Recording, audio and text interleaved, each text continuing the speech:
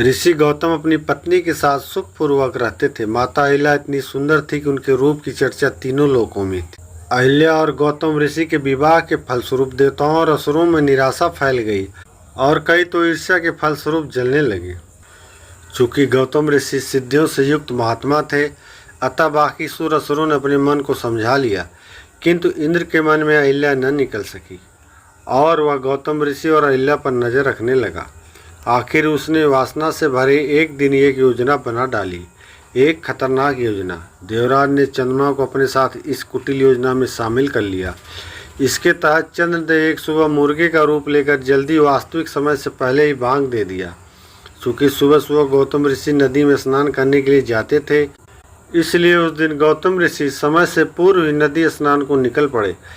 कहते हैं ठीक उसी समय देवराज इंद्र गौतम ऋषि का रूप बदलकर अहिल्या के कक्ष में दाखिल हो गए।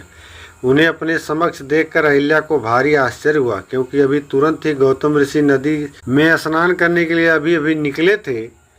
उनके प्रश्नवाचक मुद्रा को गौतम बने इंद्र ने भांप लिया और बोले उनके रूप यौवन ने उन्हें वापस खींच लिया और बगैर स्नान के ही वापस लौट आए। कहते हैं ऐसी स्थिति में अहिल्या को कुछ शक भी हुआ, किंतु वह इंद्र के दुस्साहस से प्रभावित हो गई। इंद्र की मीठी बातों ने तब अहिल्या का दिल जीत लिया और दोनों के बीच संबंध बन गए।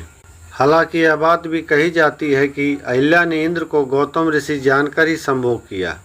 ठीक उसी समय गौतम ऋषि वापस लौटे तो अपने स्वरूप को देखकर चौंक गए। इंद्र ने अपने असली रूप में आया और ऋषि से क्षमा याचना करने लगे।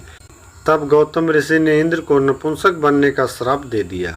अलग अलग धार्मिक ग्रंथों में अलग तरीके से बातें बताई गई है, जैसे कहीं शरीर में 1000 भाग होने का और कहीं पर तुम शत्रु से पराजित होगे और उसके हाथ बंदी बनोगे, जैसा कि मेघनाथ ने किया था, और अपनी पत्नी अहिल्या को पत्थर की शिला बन जाने का श्राप दिया।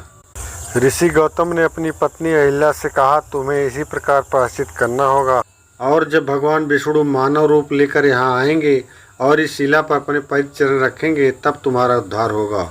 और ऐसा ही हुआ। जब भगवान विष्णु ने रामा अवतार लिया, उस समय उन्होंने अहिल्या को अपना स्पर्श करा करके उसका उद्धार किया।